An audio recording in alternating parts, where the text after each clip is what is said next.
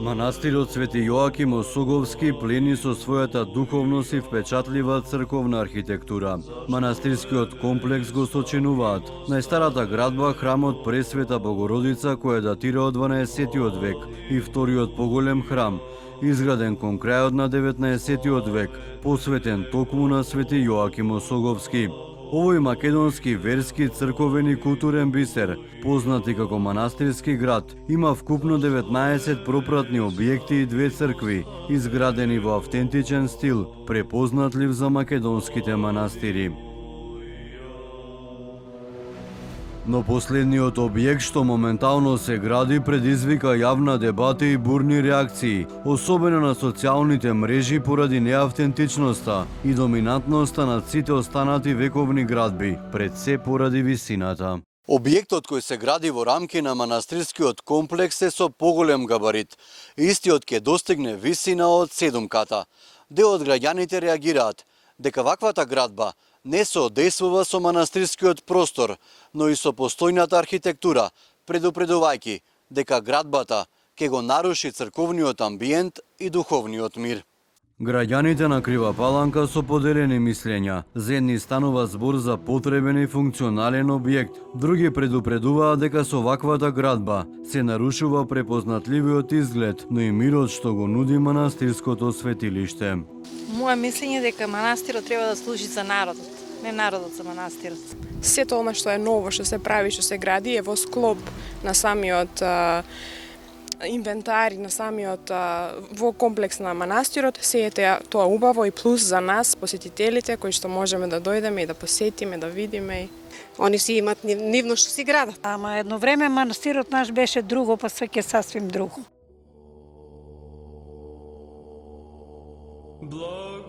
За каков објект станува збори која е потребата од вакво здание? Одговор побаравме од манастирското настојателство. Отец Фоте, игумен на манастирот Свети Јоаким Осоговски, преку стара фотографија од слика на еден од конаците, не врати векови наназад. Посочи дека на истото место некогаш постоел конак изграден во 18-тиот, а запален на почетокот од 20-тиот век, но видно од фотографијата тогашниот конак и оно што сега претендира да биде, се разликуваат во катност, односно висината. Додека е во фаза на градба, објектот налек е габаритен, но откако ќе се финализира, истиот ќе се вклопи во автентичниот манастирски комплекс, убедува отец Фотеј. Тој така изгледа, но впрочем, во самата суштина, доколку прошетате и да ги видите сега онака грубо, да го видите местото и просторот, вие ќе сватите дека тој навистина не е така голем, но е положен и просто врзан со карпата. Па затоа и така изгледа дека тој од самиот старт, односно од самата основа дека е толку многу висок догоре, односно широк. Не, впрочем, првите 2 спрата се нефункционални. Тоа се само темелите. И тука ќе биде и пролазот. Тука ќе биде како тунел каде што ќе се поминува, затоа што е така единствено возможно да може да се направи. Така да архитектите го имаат имале во предвид сето тоа што е потребно за овој манастир, за Светата црква, но секако и она што морало за да се направи тој конак, едноставно денеска во 21 век на овој начин ние сме можеле да го направиме и секако дека сите дозволи и се она што било потребно е испочитувано заедно со изгледот кој ќе биде потполно вклопен во автентичниот изглед на самиот манастир, кој ќе биде како језгро, како една келија и воопшто нема да се разликува од сето она што веќе ние денеска го имаме. Просто и самиот конак ќе приличи на една паланечка куќа, па така да ете ги земаме мотивите од овој крај, затоа што и овој крај, поточно самиот манастир, е врзан постојано преку историјата заедно со овој крај, Кривопаланичкиот крај.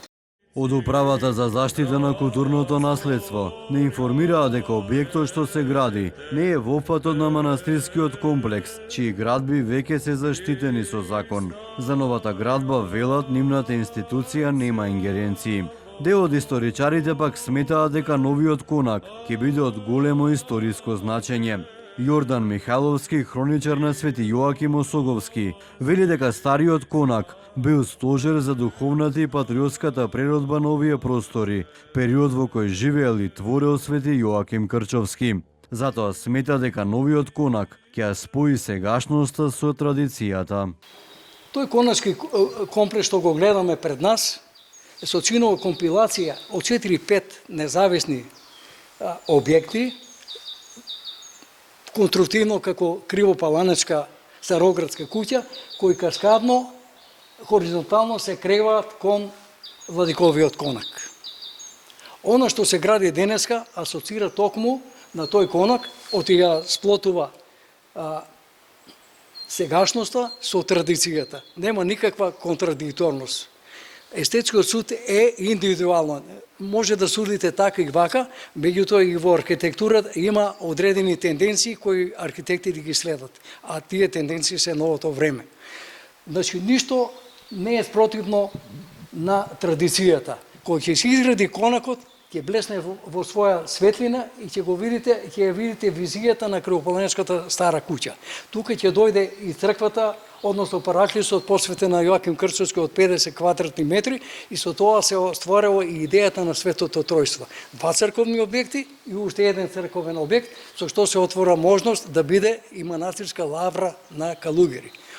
Тука ќе биде покрај оно што рече нашиот игумен Фоти, за содржината, тука ќе биде сместена и музеј, галерија, што значи ќе се осликува и 40 годишнината на творештвото на нашите македонски сликари, со оглед на тоа дека Свети Јоаким Осоговски е единствен манастир во кој работи ликовна колонија, за која идејата ја даде големиот македонски сликар Петар Мазев. Која има символиката со која ќе се комплетира духовниот ореол на Свети Јоаким Осоговски. И аманетот на Јоаким Крчовски ќе се оствари. Тука и архивата ќе биде сместена. Манастирот со турски попис од 1570 година имал 3 црковни објекти и 12 параклиси. И само еден гостински конак, кој е регистриран во 15-тиот век. Сето другото е изградено после. Зошто ги немаме сите тие објекти? Останале примарните објекти, дури и овој духовниот храм на големиот соборен храм на Свети Јоаким Осоговски, изграден во 19-тиот век на темели на стариот храм, кој настрада во земјотресот 1586 година, кога страда и Скопје. Ова што го имаме денеска во Свети Јоаким Осоговски, може да кажеме дека наликува на манастирски град. Над него се ниже бисер од 19 конаци, од кои 10 конаци се за сместување на гости. И со тоа што сега, со отворувањето на аманетот на Јоаким Крчовски, со изградата на овој коначки комплекс Бини, се разбира, според новите тенденции во архитектурата, со што се извршени големи консултации, и на чиј камен темелник беше и архиепископот Охридски и македонски Стефан, и министерот Љутков, кога се стави камен темелникот, ние го добиваме, ние го заокружуваме мозаикот, коначкиот мозаик во Свети Јоаким Осоговски. И како што реков веќе еднаш, тој бисер од конак ќе биде најзначајниот сегмент во духовниот ореол на Свети Јоаким Осоговски. Се обративме до Кривопаланечката општина. Отаму вела дека дозволата за градба ја издал градоначалникот и дека се било согласно закон. Градоначалникот Сашко Митовски пак вели дека објектот ги исполнува сите услови за градење. Лично смета дека истиот ќе биде еден од најимпозантните делови на манастирската целина.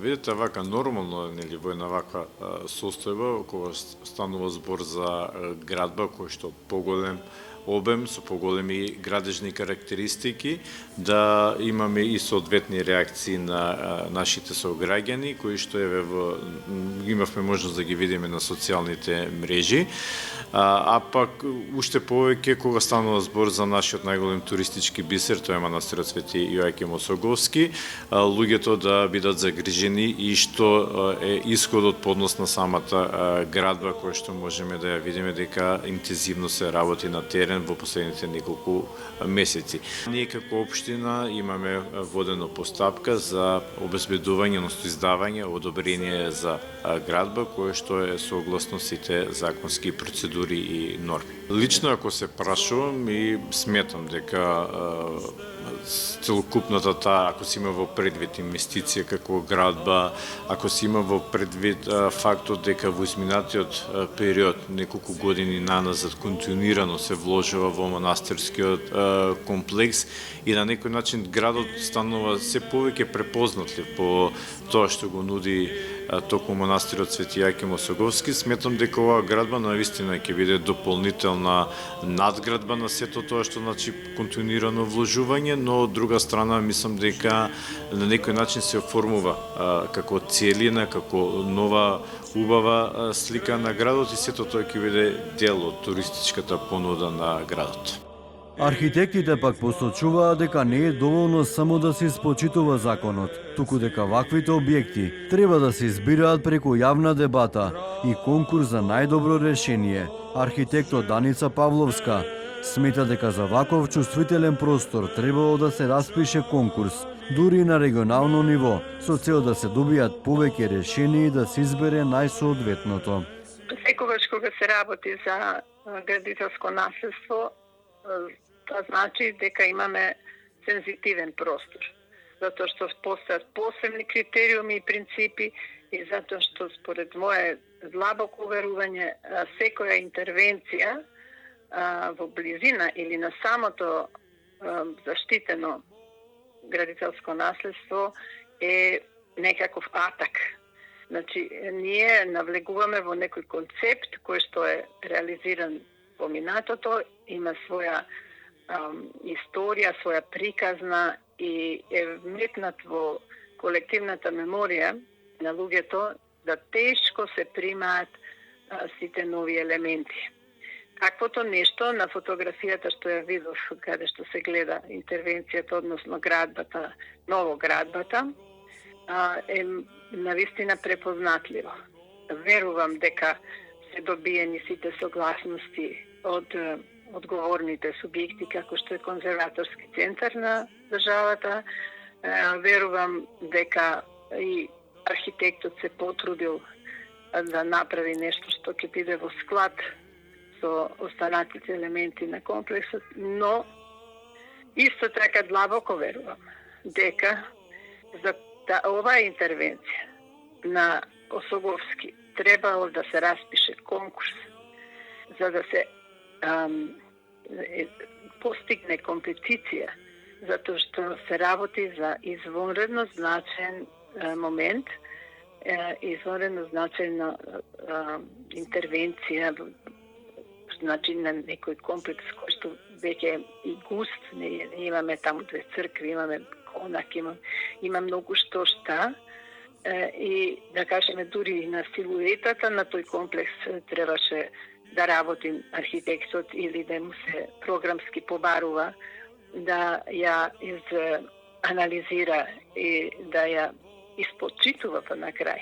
Некој голем габарит, некој агресивен објект таму не треба да дојде. Да се работи навистина за принцип. Во секое такво, во намерата да се направи нешто добро, може да се направи многу лошо. Може да му се наштети на градителското наследство и затоа мислам дека одговорноста на конзерваторскиот центар како одговорен за заштита е тука многу висока и крајно мора да се почитува. Не се работи само на мислење од таа страна, значи на селата конзерватори и реставратори, туку се работи за нивно директно учество во создавањето на таква нека нова физичка форма таму. Особено се нежни, можам да кажам, фасадите на црквите, тие се иначе драгоцени, се учат и се истражуваат и се за показ и греф е да се направи нешто што ќе им ја попречи таа општа слика на вистина убава композиција. Игуменот на манастирот отец Фоти вели дека го имаат најоптималното решение, кое ќе се вклопи во целиот манастирски амбиент.